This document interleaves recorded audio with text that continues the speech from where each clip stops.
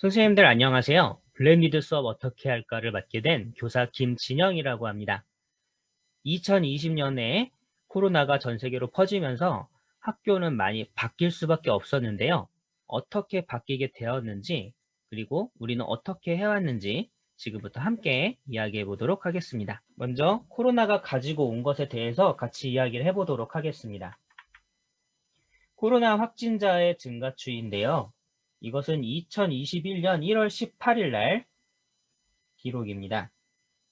전 세계 확진자는 9,500만 명을 넘어섰고요. 사망자는 200만 명을 넘어섰습니다. 전 세계의 치명률은 2.14%고요. 발생국은 220개 국가입니다. 유엔에 등록되어 있는 나라가 대략 194개에서 198개 정도 되는데 그것보다 훨씬 더 많은 나라들이 코로나에 걸린 거죠. 전 세계의 모든 나라가 코로나에 걸렸다고 보셔도 되겠습니다. 우리나라의 확진자는 7만 2천 명을 넘어섰고 사망자는 1,200명을 넘어섰습니다. 치명률은 1.73%로 낮은 편에 속합니다. 이런 코로나는 세상도 많이 변화시켰는데요. 세상을 변화시킨 첫 번째는 이것입니다. 바로 사회적 거리두기라는 말이 등장했어요. 이전에는 거의 없다시피 했던 말인데 사회적 거리두기를 하면서 많은 것들이 변했습니다. 두 번째로는 온라인 쇼핑액이 증가했다는 겁니다. 지금 보여드리는 표는 2019년 5월과 2020년 5월에 온라인 쇼핑액이 얼마나 늘었는지를 보여주는 건데요. 무려 1년 동안 1조 5천억 원 가까이 증가했습니다. 세 번째 변화는 마스크에 일상합니다. 이제는 마스크를 벗고 다니는 모습을 상당히 보기 어렵죠. 마스크를 항상 쓰고 다니는 그런 모습들을 보면서 세상이 많이 변했음도 느낄 수 있습니다. 또한 코로나 블루라고 해서 코로나로 인한 우울증도 많이 늘어나기도 했습니다.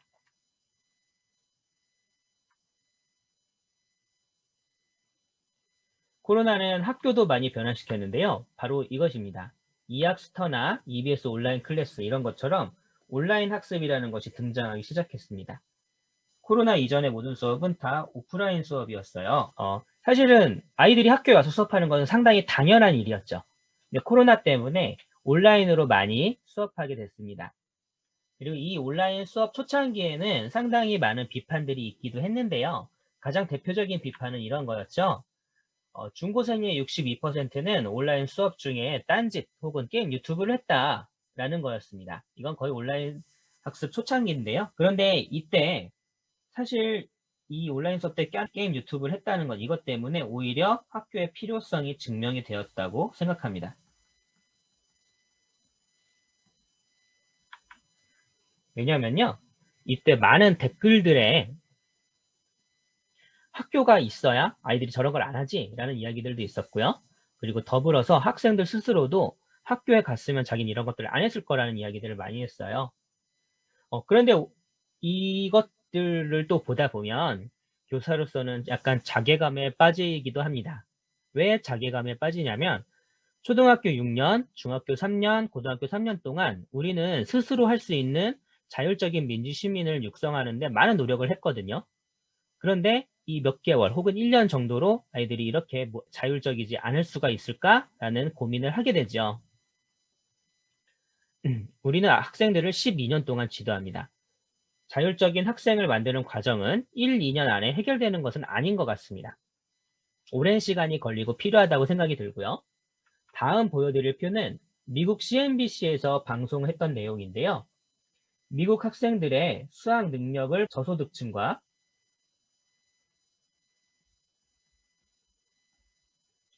고소득층으로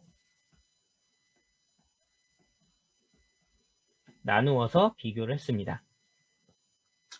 코로나로 인해서 학교가 문을 닫기 전까지는 이제 이쪽 뒤로는 온라인 학습이에요. 온라인 학습으로 전환하기 전까지는 저소득층과 고소득층의 수학 능력의 차이는 거의 존재하지 않았다고 보셔도 됩니다. 그런데 저소득층과 고소득층이 코로나 이후로는 차이가 많이 벌어지기 시작했고 이 차이는 좁혀지지 않았어요. 왜 이럴까를 많이 고민을 해봤는데요. 여러 가지 분석이 있지만 제가 가장 인상 깊었던 것은 이거였습니다. 저소득층 학생들의 부모님들은 재택근무가 불가능해요. 재택근무를 하는 순간 직장이나 생계에 위협이 될 수 있습니다. 그러나 고소득층의 학부모들은 재택근무가 가능하고 여차하면 학생들을 지도할 수도 있고 지도까지가 아니더라도 학생들을 관리해 줄 수 있습니다. 여기서 관리는 학생들을 아침에 깨워서 수업에 참여하게 한다는 거죠.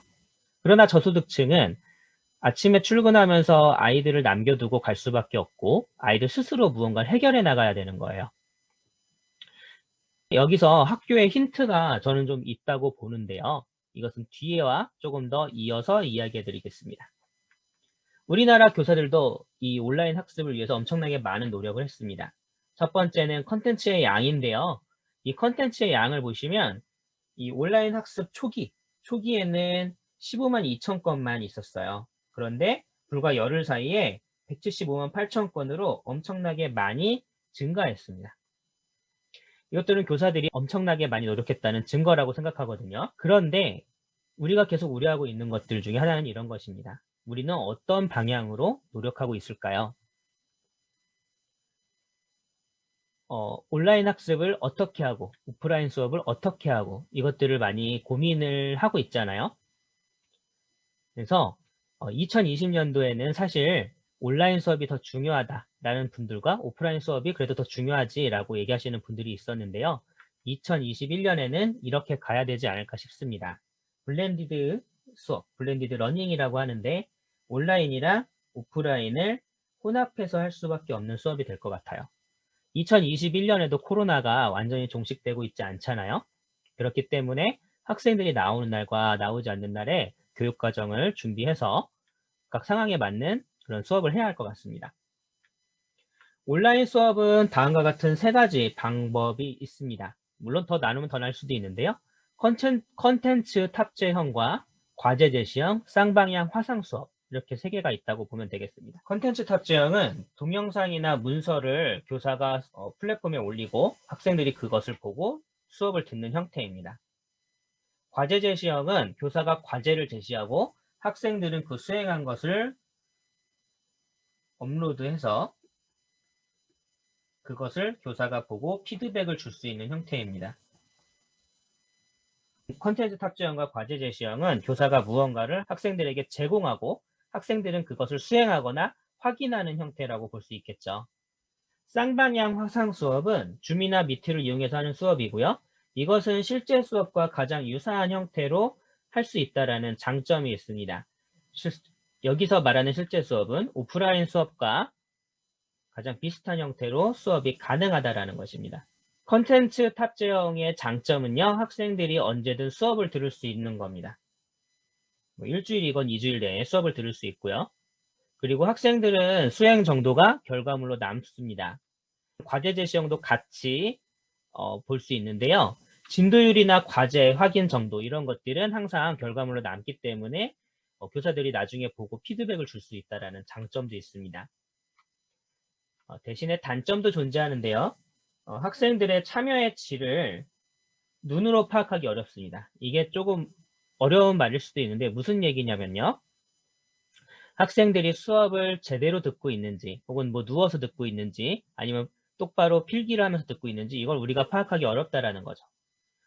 그렇기 때문에 교사는 수업의 피드백을 확인하기도 어렵습니다. 왜 어렵냐면 우리가 수업을 할 때는 많은 아이 컨택트를 합니다.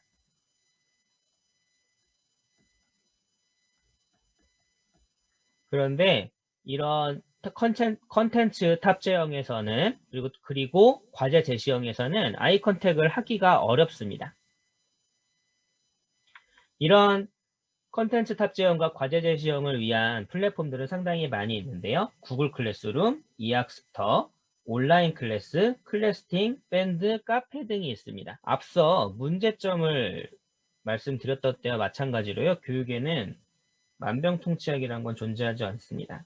한 가지 방법으로 모든 문제를 해결하는 것은 불가능에 가깝죠. 그렇기 때문에 상황에 맞는 다양한 방법이 필요합니다. 이 콘텐츠 탑재형을 보완할 수 있는 방법, 그리고 과제 제시형도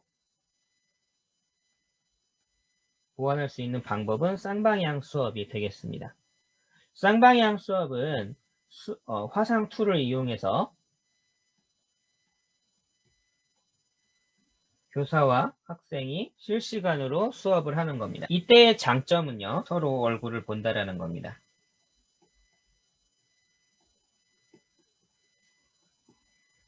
이것은 엄청나게 큰 장점이죠.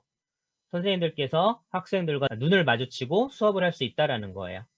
그리고 이렇게 수업을 하면서 학생들이 모르는 것을 실시간으로 알려줄 수도 있고 대답을 해줄 수도 있는 좋은 방법입니다. 다만 이 방법이 모든 것을 해결하는 것은 아닙니다. 저희가 궁극적으로 해야 되는 것은 학생들의 수업을 위해서 오프라인 수업과 온라인 수업에서 적절한 방법들을 찾아가는 것이잖아요. 쌍방향 수업은 과제 제시형, 컨텐츠 탑재형과 적절하게 혼합이 돼서 사용해야 됩니다. 컨텐츠 탑재형을 보완할 수 있는 쌍방향 수업 툴로는 줌, 이학스터 화상 수업, 그리고 EBS 온라인 클래스의 화상 수업, 구글 미트, MS 팀즈 등이 있습니다. 물론 더 많이 있는데요. 오늘 저와 선생님들이 함께 알아볼 것은 바로 줌입니다.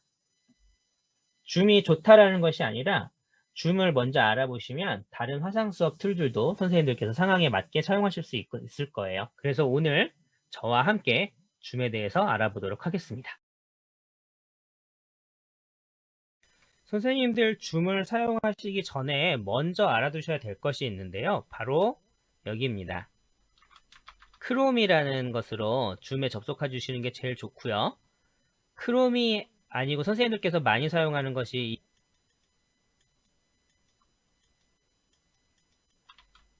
인터넷 익스플로러라는 것을 많이 사용하실 텐데 보안에 상당히 취약합니다. 그래서 되도록이면 크롬으로 접속해 주시는 것이 제일 좋습니다. 지금부터는 줌에 회원 가입하고 설치하는 것까지 같이 해보도록 하겠습니다. 회원 가입을 하시기 위해서는 이메일이 필요한데요. 이 이메일은 다음 소개해드리는 두 가지 메일로 회원 가입하시면 좋습니다. 첫 번째 소개해드릴 것은 업무 포털에 있는 아이스 메일이에요. 이 아이스 메일은 업무 포털에 로그인 하시면 나오는 거고 이것을 이용해서 회원 가입하시면 좀 더 유리한 점이 있습니다. 그건 다 이 뒤에 나오는 것과 같이 설명을 드릴게요. 그 다음 설명드릴 것은 공직자 통합 메일입니다. 이것은 선생님들께서 쉽게 보지는 못하셨을 건데요. 끝자리가 korea.kr로 끝나는 메일이고요. 우리나라 모든 공무원들이 사용할 수 있는 이메일입니다. 이 두 가지가 좋은 점이 있는데요. 이 두 가지의 좋은 점은 이겁니다. 현재 줌에서는 교사로 인증된 메일들에게는 시간을 무제한으로 허용해주고 있어요. 원래 줌의 기본 시간은 40분입니다. 그리고 교육용 계정이라는 게 있는데요. 이건 학교에서 구입을 해야 하고 20계정 이상을 구입하셔야 교육용 메일로 인증을 받아요. 그런데 이 교육용 개인이 구입하기는 조금 어렵고요. 그리고 계정 하나당 한 10만원 정도의 돈이 들어갑니다. 그래서 줌에서는 교사들이 코로나 동안 급하게 사용을 해야 했잖아요. 그렇기 때문에 교사 인증만 하면 시간을 무제한으로 허용해주고 있었어요. 교육용 계정과는 다른 기능들은 좀 제한은 있고요. 코로나 기간 동안은 무제한으로 허용해주겠다고 했는데 이게 언제까지일지는 아무도 모릅니다. 그래서 인천의 교사들이 줌에서 교사로 인정받는 메일은 아이스 메일과 공직자 통합 메일 이 두 가지였습니다. 그래서 이 두 가지를 이용하시면 시간은 40분 이상 무제한으로 사용하실 수 있다는 거고요. 그런데 이 두 메일 다 인증서가 있어야 되는데 인증서를 다시 갱신하시고 다운받으셔야 된다면 그냥 일반 메일로 가입하셔도 됩니다. 시간 제한이 40분이 있지만 충분히 연습하시고 아이스 메일이나 공직자 통합 메일을 이용하셔도 되거든요. 좀 차이가 있어요. 어떤 차이가 있냐면 이 공직자 통합 메일은 선생님들께서 그냥 홈페이지에 접속하시면 회원가입이 가능한 메일이고요. 이 아이스 메일은 선생님들께서 업무 포털에 접속하셔야 되는데 가정에서 업무 포털을 접속하시려면 EVPN으로 접속하셔서 하셔야 되고 EVPN을 사용하시기 위해서 나이스에서 먼저 신청을 하셔야 됩니다. 저는 이 공직자 통합 메일로 가입을 하시는 걸 추천을 드리고요. 선생님들이 하실 일은 줌에 접속하시는 일입니다. 줌은 다음과 같은 사이트인데요. 여기서 주소창을 조금 확대해서 보여드릴게요. 사이트를 zoom.us 라고 입력하시고 이 사이트에 접속합니다. 사이트의 모습은 이렇게 생겼고요. 무료로 회원가입을 눌러주세요. 무료로 회원가입을 눌러주시면 인증을 위해 기아의 생년월일을 확인하세요라고 되어 있습니다. 이건 선생님들의 나이를 정확하게 입력하셔도 괜찮고요. 얘네들의 주 목적은 미성년자냐 아니냐를 확인하기 위한 것 같아요. 그래서 대충 90년대생으로 하셔도 괜찮긴 한데 저는 일단 제 생일을 제대로 입력을 해보겠습니다. 이렇게 넣으시고 계속을 누릅니다. 그러면 개인정보 수집 이용에 대한 동의를 물어보는데 이게 읽어보면 뭐 여러 가지를 다 수집하겠다는 얘기인데요. 선생님들께서 취소를 누르시면 사용하실 수 없어요. 이걸 따로 선택적으로 할 수 있는 게 아니거든요. 그래서 그냥 어쩔 수 없이 동의함을 눌러주셔야 됩니다. 그러면 이제 업무용 이메일 주소를 물어보는데요. 선생님들께서 필요하신 이메일을 넣어주시면 됩니다. 가입을 눌러주시면 딩크23 네이버닷컴에 이메일을 보냈습니다. 그래서 줌을 사용하려면 해당 이메일의 확인 링크를 클릭합니다. 라고 되어 있어요. 선생님들께서는 신청하신 이메일로 로그인을 하시면 됩니다. 그래서 메일에 접속하시면 계정을 활성화하십시오 라는 말이 떠 있어요. 이걸 클릭하시면 이런 식으로 뜹니다. 여기서 계정 활성화를 눌러도 되고 혹은 버튼이 안 눌리면 이 링크를 오른쪽 버튼 눌러서 링크 주소 복사해서 다른 데 붙여 넣으셔도 되는데요. 일단 눌러볼게요. 계정 활성화를 눌렀더니 잘 되네요. 여기서 계속 하시려면 이름과 성을 만드는데요. 뭐 본명을 적으셔도 좋고 저처럼 이런 식으로 적으셔도 괜찮습니다. 비밀번호는 선생님들께서 만드셔야 되는데요. 제가 일단 입력을 해볼게요. 자, 이렇게 했더니 비밀번호는 다음과 같아야 합니다 라고 나왔어요. 이 다음과 같아야 합니다가 뭐였냐면 8자리 이상, 녹색인데 녹색은 맞단 얘기예요. 문자, 숫자, 대문자, 소문자 모두 포함입니다. 여기서 이 비밀번호를 기억하셔야 되는데요. 선생님들께서 문자와 숫자를 섞는 거는 많이 하셨어도 대문자, 소문자를 섞는 일은 많이 안 하셨을 수도 있어요.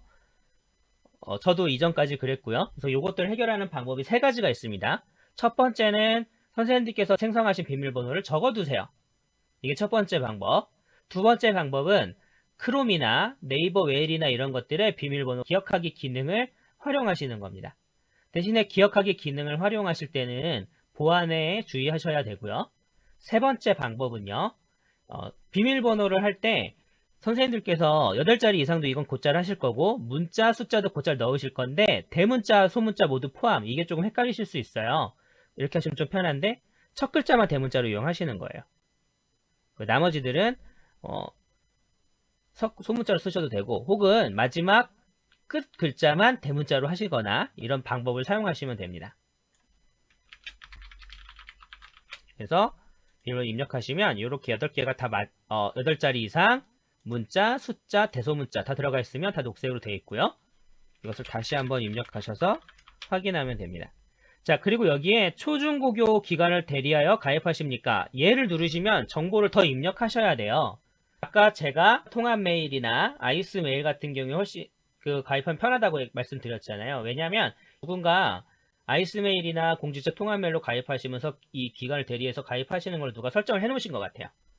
선생님들께서는 요거 아니요 그냥 눌러주시면 됩니다. 이 상태로 계속을 이제 누르겠습니다. 그러면 주변에도 줌을 알려주세요 라고 되어 있는데요. 이것들은 진짜 선생님들이 가입시키고 싶은 사람을 해주시거나 혹은 선생님들의 다른 이메일을 입력하셔도 상관은 없고요. 안 적으셔도 상관없습니다. 로봇이 아닙니다는 꼭 체크해 주셔야 되고요. 이 단계를 건너뛰기. 왜냐면 이메일 입력 안 했잖아요. 건너뛰기를 누르겠습니다. 그러면 회의 테스트를 회의가 이제 나왔는데요. 선생님들께서 여기서 회의를 바로 클릭하시는 것도 좋지만 밑에 회의 클라이언트라는 이 부분을 조금 봐주시면 좋을 것 같아요. 이 부분을 왜 봐주시면 좋냐면 제가 이걸 클릭한 다음에 말씀드릴게요. 회의용 줌 클라이언트 이 프로그램을 다운로드 해주시는데요. 왜 이렇게 해주시는 게 좋냐면 선생님들께서 집에서 회원 가입을 하시지만 이 프로그램은 학교에서도 사용하실 거잖아요. 그렇기 때문에 프로그램을 미리 설치해 두고 시작하시는 게 좋습니다. 그래서 다운로드를 눌러주시면 여기에 컴퓨터를 손상시킬 수 있습니다. 그래도 계속 라고 여기에 나와요. 예, 그냥 계속 눌러주시면 됩니다. 손상 안 돼요. 다운이 다 됐으면 크롬에서는 이렇게 나옵니다. 그러면 지금 설치하는 장면이 나오고요.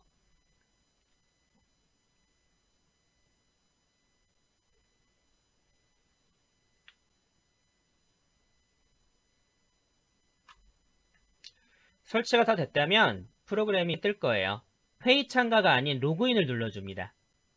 로그인을 눌러서 선생님들의 이메일과 비밀번호를 입력해 주시고 로그인을 눌러주세요. 선생님들께서 집에서 혼자 쓰실 거라면 로그인 상태 유지를 눌러주셔도 좋고요. 교실에선 당연히 눌러주시는 게 좋죠. 로그인 누르면 이렇게 줌에 접속하는 모습까지 떴습니다. 여기까지 하셨으면 이미 우리는 충분히 많이 해결한 거예요.